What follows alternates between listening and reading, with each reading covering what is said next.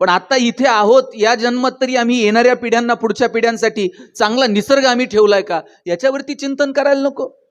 चांगलं पाणी ठेवलं नाही, चांगली हवा ठेवली नाही, चांगली माती ठेवली नाही. 50-50 एकराचे सातबारे आहेत आमचे, पण येणाऱ्या काळामध्ये त्या जमिनीतनं जर काही पिकलंच नाही तर येणाऱ्या पिढ्या शिव्या शाप देतील की आमच्या बाप दाद्यानं नुसत्या सातबाऱ्यावरती जमिनी ठेवल्या परंतु त्यातून पिकत मात्र काय नाही. रासायनिक खतांचा भडीमार केला. अहो 10 गावात कॅन्सरचा पेशंट सापडत नव्हता, आता गावात 10 आहेत. ब्लड प्रेशर आणि शुगर कॉमन होऊन गेलंय.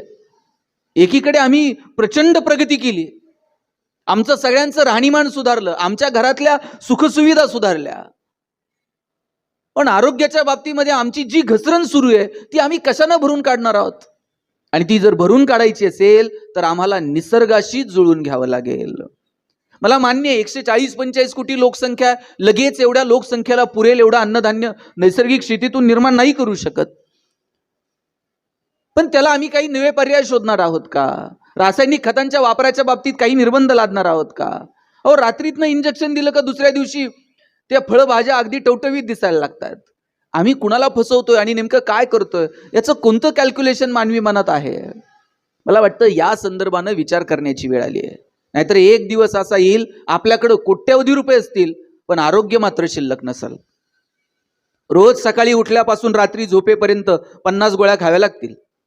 आणि कोणत्या गोळ्या कधी खायच्या तुम्ही लक्षात सुद्धा ठेवायचं नाही, इतकं तंत्रज्ञान पुढे गेलेलं असेल.